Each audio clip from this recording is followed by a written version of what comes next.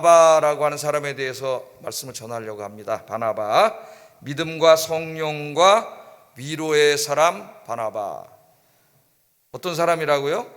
믿음과 말씀과 성령과 위로의 사람. 세 가지 이 특징이 들어가 있죠. 바나바에 말씀과 성령과 위로의 사람 바나바.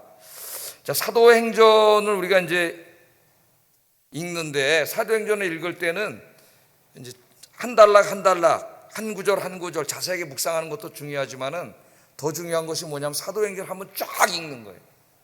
사도행전을 읽을 때는 그냥 앉아서 한번 1장부터 28장까지 쫙 읽어보세요. 쫙 읽어보면은 성령께서 이 교회와 성도들을 통해서 어떻게 역사하시고 하나님의 교회가 어떻게 부흥하고 발전해 가는지가 한눈에 싹 들어옵니다. 성령의 역사가. 그래서 사도행전을 한번 그렇게 읽어볼 필요가 있습니다. 자, 오늘 한번 이렇게 전체 흐름을 보면은 이 예루살렘 교회를 하나님 세우셨죠. 예수님 십자가에서 죽으시고 부활하신 이후에 이 분위기가 살벌했습니다. 예수님을 죽였잖아요. 예수 교회 어떻게 보면 그들이 생각하기에 총책임자를 죽였지 않습니까? 그게 다 제자들이 두려워하고 불안해하고 자기도 잡혀갈까 불안해하는 그런 상황인데, 그 중에 믿음이 있는 사람 120명이 마가의 다락방에 모여서 열심히 기도했잖아요. 그 두려움 가운데서도 열심히 기도했더니 우리 주님이 약속하신 성령께서 오순절날 강림하셨습니다. 그래서 120명의 사람들이 성령이 역사하시고 성령 충만한 사람이 됐어요. 그러니까 그 오순절날은 성령이 강림하신 날일 뿐만 아니라 성령으로 충만했습니다. 성령으로 충만한 120명이 매일 모여서 하나님 앞에 예배드리고 말씀 배우면서 기도했어요. 모이면 예배드리고 기도하고, 흩어지면은 전도했습니다. 사도행전 1장부터 쭉 앞부분을 읽어보면은 예루살렘 교회 성도들의 이 예배와 전도 이야기가 쫙 나와요. 그래서 매주마다 어떻게 했습니까? 성전에 예수 믿고 구원받는 사람의 수가 더욱더 늘어갔어요. 전도를 하기 때문에 더욱더 늘어났습니다. 환난과 핍박이 있었지만은 두려워하지 않고 기도하면서 예루살렘 교인들이 전도했다는 이야기가 사도행전 4장에 나옵니다. 나중에는 심지어는 예수님을 십자가에 못 박아 죽이는 데 앞장섰던 제사장들이 회개하고 돌아오는 역사가 일어났다고 누가가 사도행전에 기록하고 있어요. 예수님을 십자가에 못 박아 죽이는 데 앞장섰던 그 음모를 꾸몄던 제사장들이 예루살렘 교인들의 전도를 듣고 복음 선포를 듣고 그들이 회개하고 돌아온 기적적인 역사가 일어났다고 이야기하고 있습니다. 이제 어떻게 전도했느냐? 예루살렘 교인들이 전도했습니다. 그렇게 얘기하다가 7장에 가면은 예루살렘 교회에 한 집사님 이야기가 나오죠. 누구예요? 그분이 스데반 집사님이 나오잖아요. 예루살렘 교회 성도들이 어떻게 전도했는가를 분명하게 보여줍니다. 그 사람이 스데반이 유대인들이 모인 곳에 나가서 복음을 전하는데 우리가 참 깜짝 놀랄 정도로 성경 지식이 대단하죠. 저 창세기 시작부터 말라기까지 예수님까지 이 하나님이 이루시는 이 성경을 통해 이루신 구속사를 그냥 원고 없이 쫙 이야기하죠. 그대로 그냥 설교한 거니까 그 성경 지식이 대단한 거예요. 이 스데반 집사님이잖아요. 예루살렘 교회의 안수 집사님입니다. 안수 집사님 정도 되면 그 정도 돼야 돼요. 이제 책임을 져야 돼요. 전도를 하니까 많은 사람들이 돌아오는데 어떻게 됐어요? 시기하는 유대인들이 거기서 이제 스데반에게 반감을 일으켜서 돌멩이를 때려 스데반이 순교를 하게 돼요. 최초에 이제 순교자가 나오지 않습니까? 그래서 스데반이 죽은 다음에 예루살렘 교회 대대적인 핍박이 옵니다. 사내들인 공회, 대제사장을 중심으로 하는 사내들인 공회에서 이제 그리스도인들을 핍박하기 시작해요. 그래서 사도행전 8장을 읽어보면은 교회가 한참 부흥하다가 핍박이 일어나가지고 예루살렘 안에 살고 있는 성도들이 살 수가 없었어요. 왜? 잡혀가니까. 그래서 이제 사도들을 중심으로 중요한 인물들만 남고 나머지는 예루살렘을 떠나갑니다. 다 있을 수가 없으니까 다 떠나가요. 예루살렘을 떠나서 예루살렘 밖으로 이사를 가요. 그러니까 원래 하나님의 사명은 뭡니까? 너희가 성령을 받으면, 성령이 임하시면 권능을 받고 예루살렘과 유대와 사마리아와 땅 끝까지 가서 내 증인이 되라. 이게 하나님의 예수님의 말씀인데 예루살렘에서 가지를 않아. 예루살렘에 여기가 좋사오니 나가질 않아요. 그러니까 하나님이 환난과 핍박을 피해서 강제로 나가게 한 거예요. 그래서 8장부터는 강제로 나갑니다. 근데 이 예루살렘 교인들이 나가면서 쫓겨나는 거잖아요. 환난과 핍박 때문에 살기 위해서 나가는데 다른 동네로 이사를 가는 거예요. 성문 밖으로. 예? 예를 들면 지금 서울에 살다가 이제 바깥으로 가는 거죠. 다 서울 바깥으로 나가는데 가서 무서워가지고 숨어서 벌벌 떨면서 산 게 아니라 사도행전 놀라운 기록이 있어요. 8장 4절 한번 읽어봅니다. 8장 4절 시작. 그 흩어진 사람들이 두루 다니며 뭐 했다고요? 복음의 말씀을 전했다 그래요. 그러니까 환난과 핍박 때문에 감옥에 막 잡혀가기 때문에 그 예루살렘 살 수가 없어서 나간 사람들이 무서워가지고 숨어서 가만히 쥐죽은 듯이 있은 게 아니라 성을 빠져나가면서 가는 곳마다 가서 어떻게 했어요? 주 예수 그리스도의 복음을 전했어요. 복음.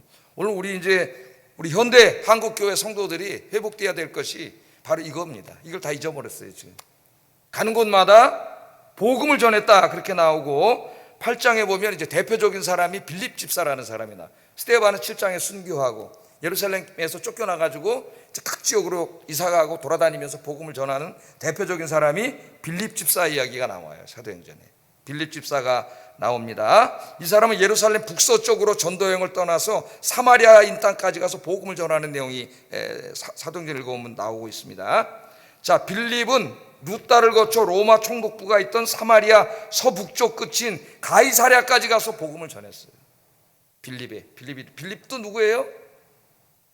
예루살렘 교회 안수 집사님이에요. 안수 집사님. 이들은 이 복음에 대한 성령 충만하기 때문에 이 복음에 대한 열정이 불타오르고 예수님이 성령 임하시면 권능을 받고 저 땅끝까지 가서 복음을 전하라고 하신 말씀을 알기 때문에 가는 곳마다 복음을 전한 겁니다.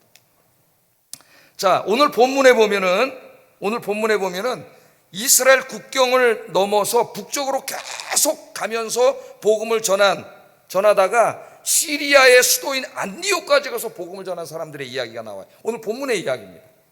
시리아 안디옥까지 가서 복음을 전한 사람들 이야기가 나옵니다. 자, 9절, 19절, 20절 한번 읽어보겠습니다. 시작.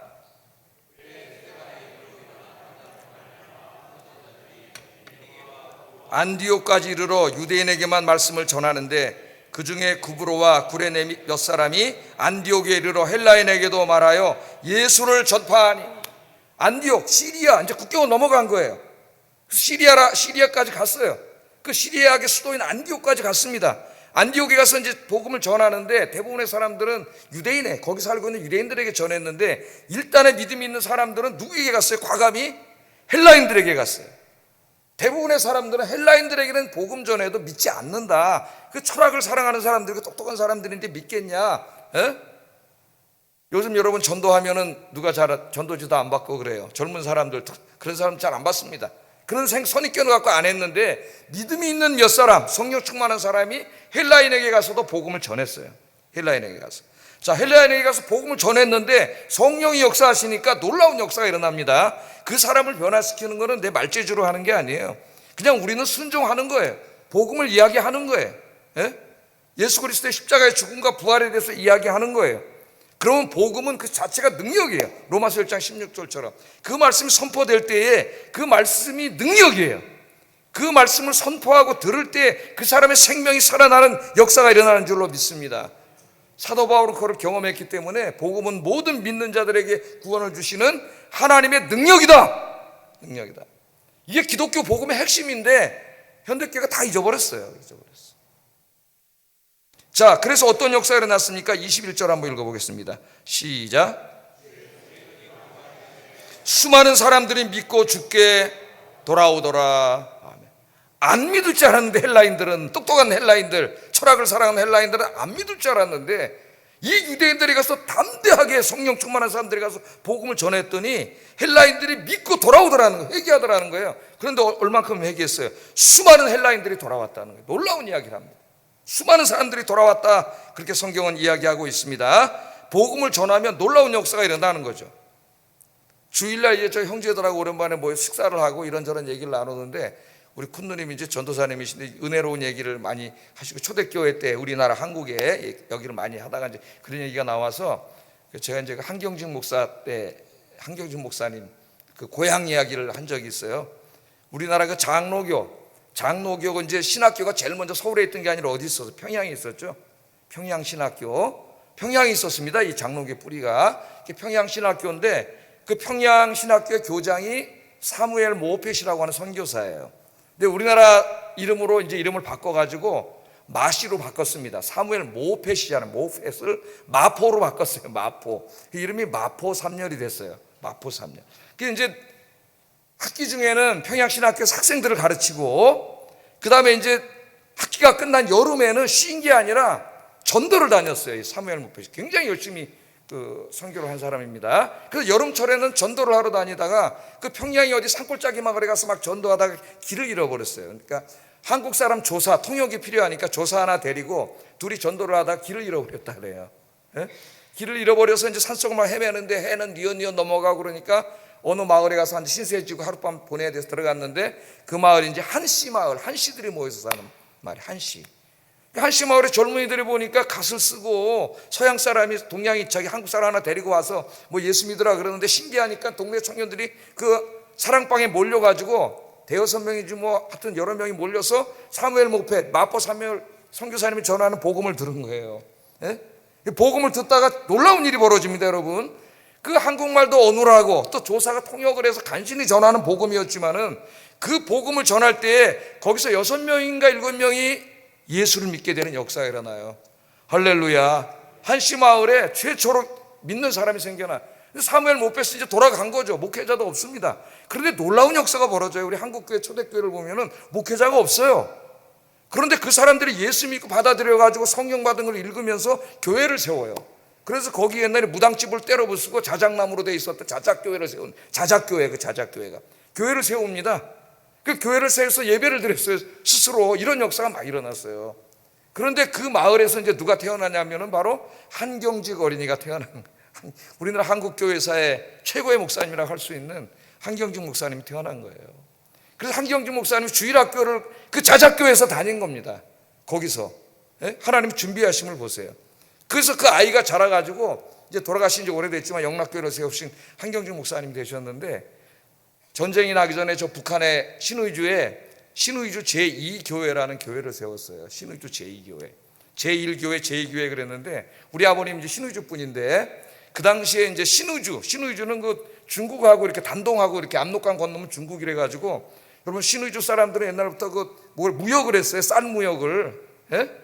그래가지고 저 태국까지 가서 무역을 하고 저희 증조부인가 고조부가 그런 분이래요. 우리 아버님이 그러는데 태국까지 가서 막 무역하고 이런 분들인데, 그 주일학교를 어디서 다녔냐면은 바로 한경직 목사님이 개척한 신의주 제2교회 주일학생이었대요. 우리 아버님 주일학교 저하고 연결이 돼요. 이게 주일학교. 그래서 이제 서울에 와가지고 영락교회를 다니셨잖아요. 다른 교회 좀 다니시다가 어머니 학교 나중에 이제 고향으로 간다 해서 영락교회, 그 신의주 사람들이 세운 교회거든. 그 교회가 그 영락교회 가서 다녔어요. 그러니까 그 하나님의 역사하시면 놀랐고, 이 초대교회 때도 성령 충만한 사람들, 중요한 거는 성령 충만한 사람이냐 아니냐예요. 이 사람들이 다니면서 복음 전할 때 헬라인들이 돌아오는 놀라운 역사가 일어났습니다. 자, 예루살렘 교회 사도들이 이 얘기를 듣고 깜짝 놀랐어요. 그들도. 그래가지고 저 교회가 세워졌다는데 누군가는 가서 영적으로 돌봐주는 사람이 있어야 될 거 아니냐, 저기를.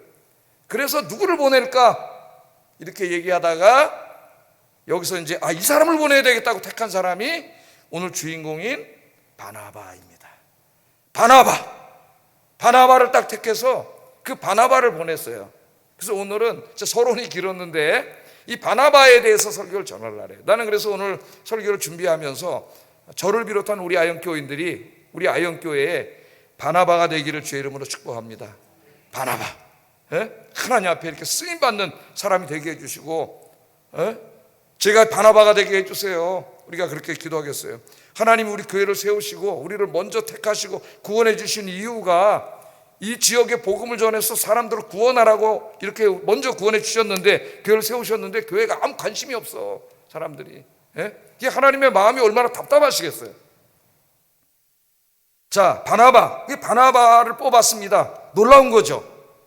그 바나바는 어떤 사람이었느냐, 오늘 몇 가지로 좀 생각을 해보려고 해요. 첫째, 바나바는 하나님의 말씀에 능통한 사람이었다. 그러니까 예루살렘 교회에 아까 스데반 집사, 빌립 집사, 이 바나바 이런 사람들을 보세요. 하나님 말씀에 능통한 사람이에요. 지금 저기 안디옥 교회에 영적으로 지도할 사람, 말씀을 가르칠 사람을 보내야 되는데 사도들이 갈 수가 없으니까 바나바를 보낸 겁니다. 이 사람이 충분히 그렇게 할 수 있다고 생각한 거예요. 그래서 바나바가 거기 간 겁니다. 그러니까 그걸 통해서 우리 뭘 알 수 있어요? 바나바는 말씀으로 성도들을 가르칠 수 있는 사람이었다는 거예요. 하나님의 말씀에 능통했다는 겁니다. 요즘 새벽기도 나오신 분들은 계속 우리 히브리서 공부하면서 새벽에 말씀을 듣습니다. 히브리서 5장에 이제 히브리서 저자가 예수님을 대제사장으로 설명하면서 유대인들이 예수님 대제사장이면 레위 지파를 해야 되는데 예수님 유다 지파 아니냐, 어떻게 유다 지파인 예수님이 대제사장이 될 수가 있느냐, 이렇게 이제 막 시비를 걸 때에 예수님은 아론 레위 지파의 반차를 따르는 대제사장이 아니라 그들보다 430년 전에 먼저 있었던 멜기세덱이라는 사람, 그 사람 제사장의 반차를 따르는 사람이다, 이렇게 설명을 합니다. 이게 이제 4장, 5장, 7장까지 계속 이 설교를 하게 되는데, 이 설교를 하기 전에 히브리서 저자가 답답해졌어요. 5장에 보면 왜? 멜기세덱의 반차를 따르는 사람이다 그러면 알아들어야 되는데 모를 게 뻔해, 이 사람들. 멜기세덱이 누군지. 그래서 7장에서 멜기세덱에 대해서 가르쳐주기 전에 한탄을 하면서 책망을 하죠. 뭐라고 책망을 해요? 예수 믿은 지 그 정도 됐으면은 멜기세덱의 반차를 따른다는 말이 무슨 얘기인지 알아야 되는데, 예수 믿은 지가 그렇게 됐는데도, 신앙의 연조가 그렇게 됐는데도 하나님 말씀에 무지하고 맨날 초보 지식에 머물러 있다고 하면서, 예수 믿은 지 그 정도 됐으면 하나님의 말씀을 다른 사람에게 가르칠 수 있는 선생의 수준이 되어 있어야 되지 않겠느냐. 하나님이 엄청나게 책망을 하셔요, 히브리서 저자를 통해서. 근데 오늘 예루살렘 교회 성도들을 보면 대단하지 않습니까, 여러분? 뭐가 정상이에요? 이게 정상이에요. 이게 정상. 예수 믿은 지 그만큼이 됐으면은 하나님의 말씀의 깊이와 그 복음의 본질을 알아서 다른 사람에게 가르치고 전할 수가 있어야 돼. 그런데 뭐 예수 믿은 지 1년 됐나, 5년 지나나, 10년 지나나, 20년 지나나 똑같아. 잘하는 게 없어.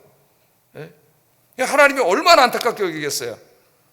여러분 자녀가 초등학교 다닐 2학년 때 구구단을 외우고 있는데 중학교 2학년이 돼서도 산수 공부 뭐 하나 봤더니 구구단만 외우고 있어. 그럼 여러분 부모님의 마음이 얼마나 답답하겠어요, 여러분. 하나님의 마음이 그런 마음이에요. 그런데 뭐 스데반, 빌립, 바나바 이런 사람 볼 때에 하나님이 얼마나 기뻐하시겠습니까? 여러분 바나바가 어떻게 이렇게 됐나요? 스데반과 빌립이 어떻게 이렇게 말씀에 능통한 자가 됐죠? 저절로 된 게 아닙니다, 여러분.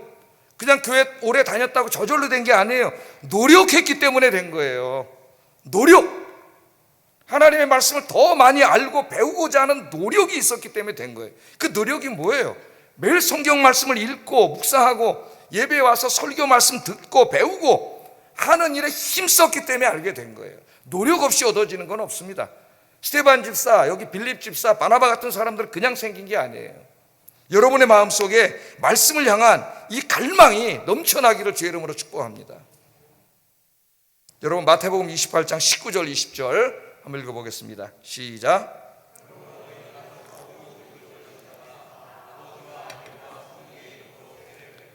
내가 너에게 분부한 모든 것을 가르쳐 지키게 하라. 여기 중요해. 가르쳐 지키게 하라.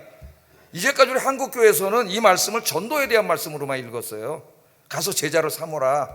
그런데 거기서 끝나지 않습니다, 여러분. 제자를 삼는 것만 우리에게 사명을 주신 게 아니라 그 다음에 어떻게 했어요? 너희에게 분부하신 모든 것, 예수님이 우리에게 가르친 모든 것을 가르치라 그랬어요. 가르치라. 가르치는 사명이 있어요. 가르쳐서 그 사람들도 이제 너희처럼 주님의 말씀대로 살게 만들어라. 진짜 그리스도인으로 만들어라. 이게 우리 교회와 우리 모두의 사명이에요. 이 사명에 대한 마음의 비전을 갖기를 바랍니다. 비전. 그래서 주일학교 선생님 하시든 구역장님 하시든 뭐 1대1 교사를 하든 교회 안에서 이 주의 말씀을 전할 뿐만 아니라 가르칠 수 있는, 설명해 줄 수 있는 여러분 되기를 주의 이름으로 축복합니다.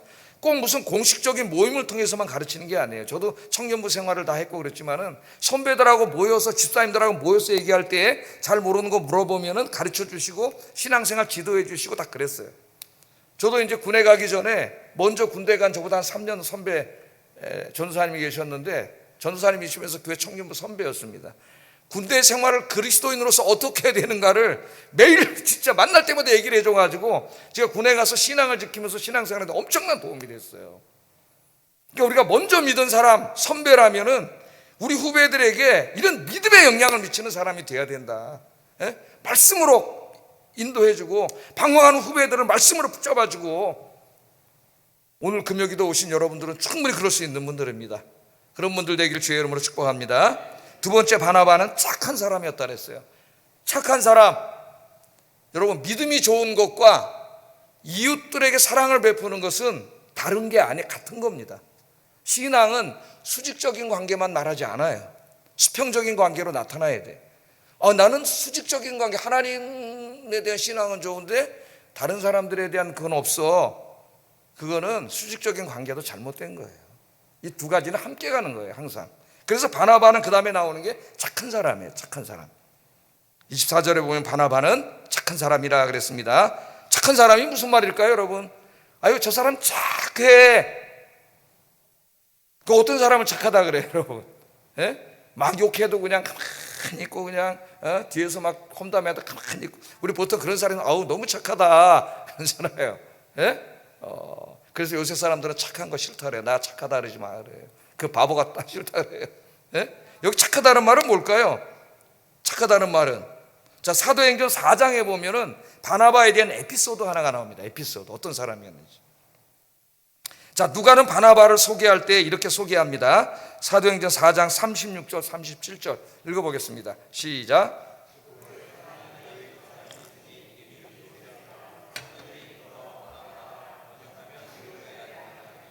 그가 밭이 있음에 팔아 그 값을 가지고 사도들의 발 앞에 두니라. 아멘. 자, 이 바나바는 어떤 사람이에요?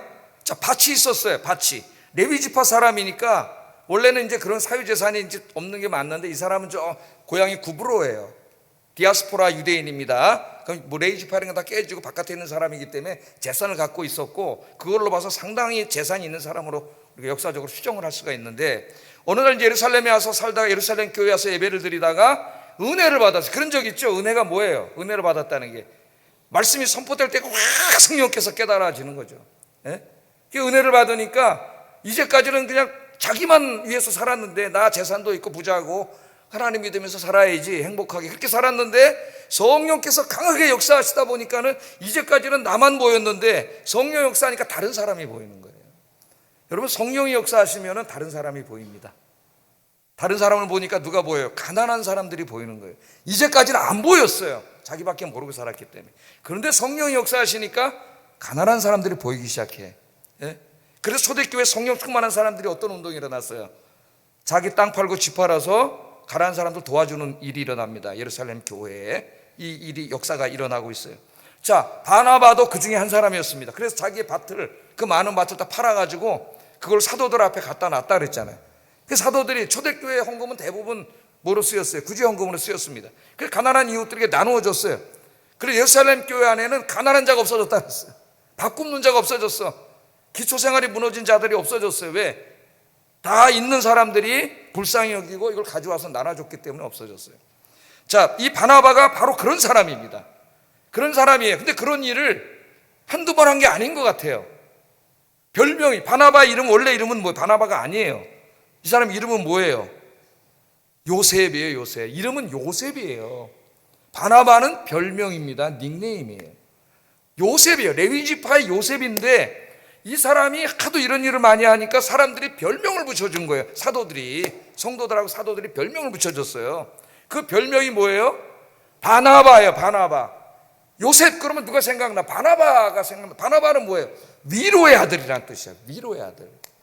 그러니까 바나바는 이 어려운 사람들을 많이 도와줬던 사람들이 틀림없어요. 사람들이 보니까 뭐 경제적으로도 도와줬겠지만 힘들고 어려운 사람 찾아가서 손잡고 위로하고 기도해주고 용기를 주고 격려해주고 이런 일을 많이 하는 사람이기 때문에 사도들이 볼 때에도, 성도들이 볼 때에도 이 사람은 요셉인데 별명이 바나바야. 바나바.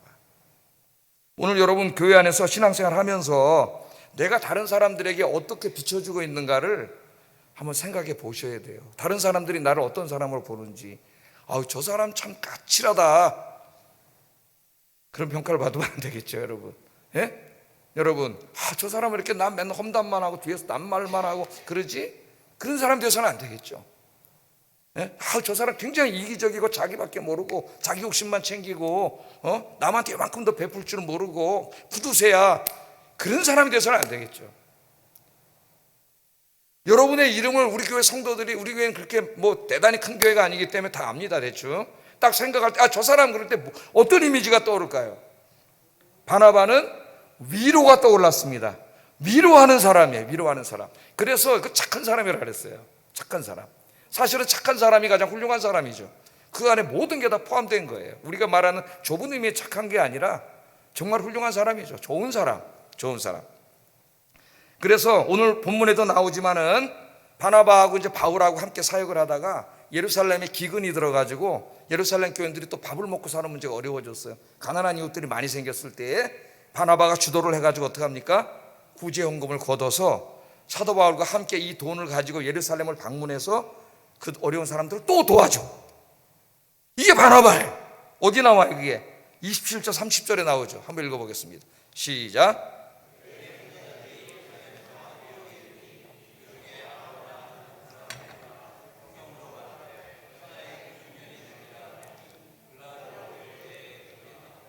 제자들이 각각 그 힘대로 유대에 사는 형제들에게 부조를 보내기로 작정하고 이를 실행하여 바나바와 사울의 손으로 장로들에게 보내니라.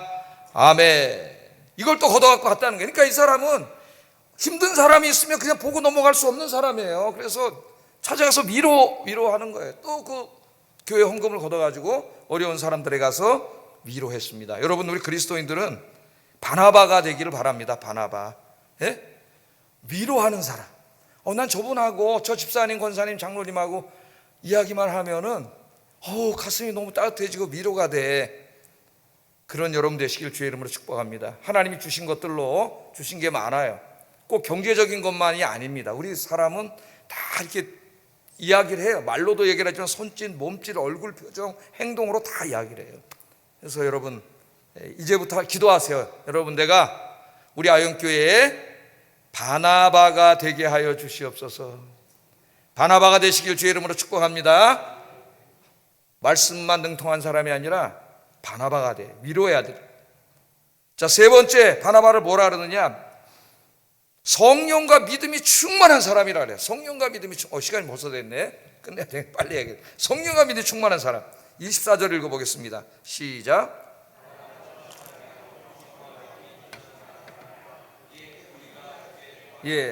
바나바는 착한 사람일 뿐만 아니라 성령과 믿음이 충만해서 그 사람이 착한 사람만 가지고 다른 사람들을 구원할 수는 없겠죠.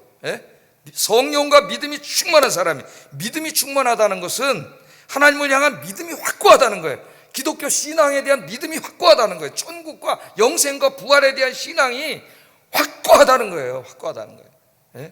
그러니까 목숨을 걸고 복음을 전하고 나중에 선교사로 나가잖아요. 이 사람이 정말 부활이 있나? 영생이 있나? 천국이 있나? 이런 사람이 아니라 믿음이 충만하다는 것은 그 믿음이 확고해. 그 다음에 또 믿음만 확고한 게 아니라 성령이 충만해. 지식적으로만 이게 생기고 그게 아니라 성령이 충만한 사람. 성령이 충만하다는 것은 성령이 그 사람을 온전히 지배하는 사람이라는 거예요. 성령이 온전히 지배하기 때문에 성령이 인도하심에 순종하며 살아가는 사람이 바나바예요. 바나바. 그래서 그 다음에 나온 말씀이 이에 큰 무리가 죽게 더하더라. 아멘. 여러분, 믿음과 성령이 충만하려면은, 특별히 성령 충만해서 바나바처럼 능력의 열매, 사역의 열매를 맺으려면은 어떻게 해야 되느냐? 기도해야 합니다. 기도 외에는 주님의 능력이 나가지 않습니다. 예수님께서 청년을 괴롭히는 귀신을 쫓아냈을 때 제자들이 뭐라 그랬어요? 우리는 왜 그런 능력을 행할 수 없습니까? 예수님께 물어봤죠. 그랬더니 예수님이 뭐라 그랬어요? 마가복음 9장 27절 읽어보겠습니다. 시작. 이런 종류의 능력이 나갈 수 없느냐? 기도에는 능력이 나갈 수 없느니라. 왜 능력이 없느냐? 현대 그리스도인들이 기도하지 않기 때문이에요. 기도를 잃어버렸기 때문에, 진짜 기도를 잃어버렸기 때문에 능력이 없습니다. 능력이. 하나님이 쓰실 만한 그릇이 못 돼요. 기도하지 않기 때문에. 우리 예수님이 말하잖아요. 제자들이 왜 이렇게 우리는 능력을 못하죠? 예수님은 귀신 쫓아내는데 왜 우리 못 쫓아내죠? 그랬더니 예수님이 기도하지 않기 때문이라는 거예요. 기도 외에는 이런 능력이 나가지 않아요. 예? 기도해야 된다. 기도. 예수님이 그렇게 말씀을 합니다. 저 설교 준비하다 여기서 멈추고 기도했어요. 여기서 멈췄습니다. 그리고 기도했습니다. 앉아서 더욱 기도하여 능력의 종이 되게 하소서. 그래서 말씀을 선포할 때, 주의 일을 할 때에 이 능력의 열매가 나타나게 해 주시옵소서. 제가 기도하고 또 설교 준비했어요. 여러분들도 예루살렘 교회 성도들처럼 바나바처럼 능력의 종이 되기를, 기도의 종이 되기를 주의 이름으로 축복합니다. 마지막으로 이제 바나바는 누구냐? 교회를 사랑하는 사람이었어요. 교회를. 25절 26절 한번 읽어보겠습니다. 시작.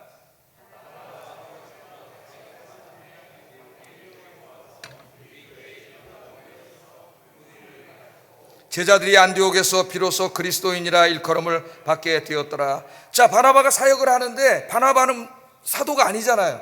하다 보니까 한계가 온 거예요. 내가 이걸 가르칠 수가 없어, 다 여기를. 그래서 생각을 했는데 누가 생각을 했냐면은 고향에 돌아가 있던 사도 바울이 생각난 거예요. 사도 바울이 회심한 지 얼마 안 됐을 때 바울이 생각난 거예요. 그래서 바울의 고향 5가지 가가지고 바울을 데리고 왔어요. 초청해서 거기서 안디옥 교회에서 같이 목회를 했다는 겁니다. 같이. 우리가 그냥 같이 했네, 동역했네, 그렇게 생각하고 넘어갈 문제가 아니에요. 왜냐하면 사도 바울은 누굽니까? 그 당시에 최고의 신학자예요. 최고의 학자입니다. 바나바하고는 상대가 안 되는 사람이에요. 이건 최고의 신학자고, 여기는 병신도 그냥 가르치는 사람이에요. 자기가 지금 안디옥 교회에 영향을 미치고 있는 영적 지도자 역할을 하고 있습니다. 지금 바나바가. 그런데 사도 바울을 데리고 오면 이제 모든 게 어떻게 돼요? 사도 바울에 기울게 돼 있어요. 사도 바울이 진짜 목회자가 되는 거예요. 그러니까 바나바가 자기의 인기나 명예나 이런 걸 소중하게 여기는 사람이면 절대로 사도 바울 데려오지 않습니다. 요새 사람들이 그렇게 하는 것처럼. 근데 바나바는 누구를 데리고 와요? 그것도 최고의 신학자인 바울을 데리고 오잖아요. 사도 바울을. 그거는 뭘 알 수 있는 거예요? 바나바는 자기 자신보다 교회를 사랑하는 사람이에요. 교회와 성도, 이 교회와 성도가 잘 되고 부흥하는 것이 그게 가장 큰 소망이에요. 그래서 자기가 바울을 데리고 오면 자기는 이제 2인자로 물려날 게 뻔하지만은 바울을 데리고 오는 겁니다. 그러니까 그의 마음이 태평양 바다야, 태평양 바다. 여러분 기도하세요. 기독교인들이 어떤 사람은 너무 마음이 그냥 진짜 간장 종책이 많은 사람이 있어요. 많은 마음이. 기도하셔야 돼요. 내 마음이 좀 넓어지게 하여 주시옵소서. 할렐루야. 어떻게 기도하라고요? 마음이 넓어져서 태평양처럼 되게 해주세요. 태평양처럼. 제가 지난번에 애들하고 식사하다가 끝내야 되는데 우리 집사람 며느리한테 물어보더라고요. 너는 뭐가 이렇게 제일 좋냐, 뭘 생각하냐, 상징이 뭐냐 그랬더니 고래를 좋아한다 그러더라고요. 고래를. 그래서 내가 돌고래 좋아하니? 그랬더니 아니요, 저 대양을 헤엄치는 범고래를 좋아합니다. 그런데 내 마음이 너무 좋았어요. 너무 시원했어요. 야, 저 넓은 대양을 헤엄치는 범고래, 야, 이 마음이 넓구나, 꿈이 크고. 그러면서 뭔가 그 망망 큰 대해를 헤엄쳐 나가는 그 모습에 가슴이 시원해지더라고요. 무슨 의미로 좋아하는지는 나는 잘 모르겠지만은 제 마음에 그런 생각이 들었습니다. 여러분, 여러분의 마음이 커져서 자기 자신에게 좁히는 좁은 사람, 나를 사랑하면 나밖에 안 돼요. 자꾸 조만해져 마음이. 나만 생각하고 내 인기, 내 명예 이런 것만 생각하고, 이제 이걸 넓혀 하나님과 교회와 성도들을 생각하면은 마음이 넓어져요. 그럼 모든 걸 끌어안을 수가 있어요. 여러분들 이 바나바처럼 내가 아니라 내가 여기서 인기를 누리고 뭐 인정받고 내가 여기 으뜸이 되고 그런 건 이제 그런 쪼잡한 얘기는 다 내려놓고 오직 하나님의 교회와 성도들을 위해서 넓은 마음을 가지고 기도하시는 여러분 되기를 주의 이름으로 축복합니다. 기도하겠습니다. 첫째, 하나님의 말씀에 능통한 그리스도인이 되어 많은 사람들을 주께로 인도하고 양육하는 비전이 있게 하소서. 두 번째, 바나바처럼 착하고 선한 사람이 되어 힘든 사람, 고통 가운데 있는 사람 위로하는 사람이 되게 해주세요. 세 번째, 성령과 믿음이 충만해요 하나님이 맡기신 일들의 열매를 맺게 해주세요. 나 자신의 인기와 명예보다 하나님의 교회와 성도들을 더 사랑하는 성도가 되게 해주세요. 이 네 가지는 평생 기도 제목이 되어야 됩니다. 여러분, 기도하겠습니다. 눈 뜨고 기도하세요. 하나씩 보면서.